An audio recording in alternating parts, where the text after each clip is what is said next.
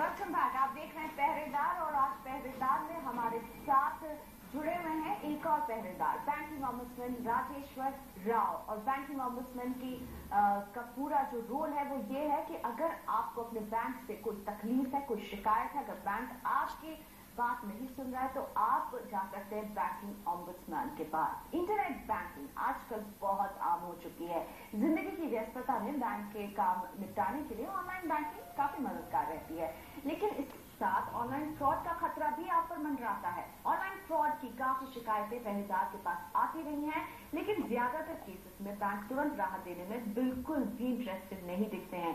ऐसे में लोग हमारे पास आते हैं और हम ये शिकायत बैंक के सामने रखते हैं, लेकिन जवाब में बैंक महज हमें ये कहते हुए नजर आते हैं कि ऑनलाइन फ्रॉड होता है तो इसकी पूरी जिम्मेदारी ग्राहक की बनती है। दिल्ली के रमेश कौशल के साथ कुछ ऐसा ही हुआ। एक्सिस बैंक अकाउंट से महज 1.5 घंटे में 32,000 रुपए विड्रॉ कर लिए गए। ये गलत ट्रांजैक्शन एक ही अकाउंट से बार बार हो रहा था। रमेश जी ने बैंक को अपनी शिकायत दर्ज की, लेकिन बैंक उस बैंक अकाउंट को ट्रेस नहीं कर पाया, ना ही इनके पैसे रिकवर हो पाए। जब हमने एक्सिस बैंक के सामने ये समस्या रखी तो रमेश जी के अकाउंट से सारे ट्रांजैक्शन बैंक ने बताया कि एक सिक्योर्ड गेटवे से हुए हैं। इस तरह का ट्रांजैक्शन रमेश जी के डेबिट कार्ड के बिना नहीं हो सकता है और साफ तौर पर एक्सिस बैंक ने ये साबित करना चाहा कि कहीं ना कहीं रमेश कौशल जी से चूक हुई है। बैंक ने कहा इस ट्रांजैक्शन में बैंक की कोई जिम्मेदारी नहीं होती है, क्योंकि किसी भी ऑनलाइन ट्रांजैक्शन के लिए जिन डिटेल्स की जरूरत होती है वो ग्राहक के पास ही होती है। और कोई भी ऑनलाइन फ्रॉड तभी होता है जब इसमें से किसी तरह की डिटेल्स वो ग्राहक किसी के साथ शेयर करता है। कहानी यही खत्म नहीं हुई। पहरेदार की पहल के बाद कुछ ही महीनों में बैंक ने ये रकम रिकवर कर ली और पैसा वापस रमेश जी के अकाउंट में ट्रांसफर कर दिया गया। रमेश जी बहुत खुश हुए, लेकिन इसके पहले उन्होंने क्या झेला, रमेश कौशल हमारे साथ फोन लाइन पर है, इनसे बात करेंगे। रमेश जी स्वागत है आपका पहरेदार में। मुबारक हो, आपको पैसे तो मिल गए, लेकिन जब ये पैसे गायब हुए थे तो आपकी बात बैंक कितना सुन रहा था और कितना नहीं सुन रहा था? नहीं, जब ये ट्रांजेक्शन हुआ मेरे तकरीबन 28-29 एक हजार की ट्रांजेक्शन हुई। 1,000-1,500 के अलावा 31,000 रुपए मेरे निकल गए, 31,500। फिर मैंने इमीडिएटली बैंक को इंटीमेट किया, अपना अकाउंट वो सील करवाया। तो उसके बाद फिर मैंने बैंक के पास गया हूँ। मैंने कहा, मेरा कहते नहीं आपका एटीएम के थ्रू निकला है तो आपने अपना पासवर्ड किसी का साथ शेयर किया होगा, लीक किया होगा। बट जबकि मेरा पासवर्ड किसी के साथ, कोई इवन मेरी फैमिली वालों को भी मेरा पासवर्ड नहीं पता, तो हाउ मैं शेयर किसी के साथ शेयर करूंगा। फिर मैंने पुलिस में कंप्लेंट करी। पुलिस वाले को भी बैंक में लेके गया था, लेकिन उसके बावजूद भी उन्होंने उसके ऊपर कुछ नहीं एक्शन लिया। कहते नहीं हमारी गलती नहीं है, यूएसबी से नेट बैंकिंग कैसे ही होता है। फिर मैंने पहरेदार से अप्रोच किया, ओम्बर्स बैंकिंग में भी कंप्लेंट की। खैर एनीवे उसके बाद 5-6 महीने बाद इवन नवंबर में ये ट्रांजेक्शन होगा, मुझे जुलाई या जून एंड तक ये मुझे पैसे मिले थे वापस। जी, तो यानी पूरी तरह से हम देखें कि काफी परेशान रहे, इधर से उधर घूमते रहे, पर कहीं कुछ सोल्यूशन नहीं निकला। अब इस तरह के केसेस हम श्योर आपके पास भी काफी आते होंगे और अंत में ये साबित हुआ, अगर बैंक ने उनके पैसे वापस किए तो साबित हुआ कि गलती कौशल साहब की कहीं पर नहीं थी। ऐसे केसेस में क्या कोई कर सकता है अगर कुछ ऐसे ही बातों से गुजर रहा हो जैसे इनके साथ हुआ है? नहीं, ऐसे केसेस में प्रॉब्लम ये है कि ये केस इन्वेस्टिगेशन करना पड़ता है, क्योंकि ये इंटरनेट फ्रॉडुलेंट ट्रांजैक्शन का मामला है। इन्वेस्टिगेशन या तहकीकात करना पड़ता है, नहीं तो ये केस सुलझ नहीं सकता है। और बैंकों के पास उनके सिस्टम्स के मुताबिक पेमेंट ऑथराइजेशन काफी सिक्योर रहता है। Various levels of security are prescribed for having an internet based transaction. So if that doesn't happen, and if there is a compromise, we have to, when we look at it from the ombudsman's point of view, we'll have to see if there is a deficiency in service at 2 points. With one at the initiating point when the transaction took place, whether the bank has taken proper care or not.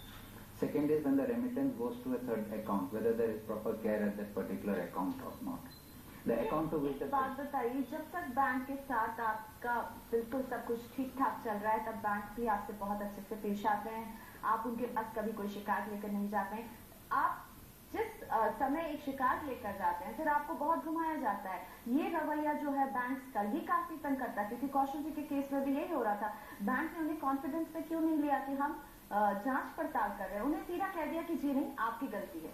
नहीं, ये एक विषय है जो मैं बैंकों से भी बात करता हूँ, क्योंकि उनका जो कम्युनिकेशन है कस्टमर के साथ वो थोड़ा काफी गैप रहता है। The gap between the customer and the bank ये this gives rise to complain, ये कंप्लेन का पैदा करता है। तो ये डायलॉग बनाए रखने के लिए मैं I insist on that on the banks, that is something which we are trying to do, that is one part.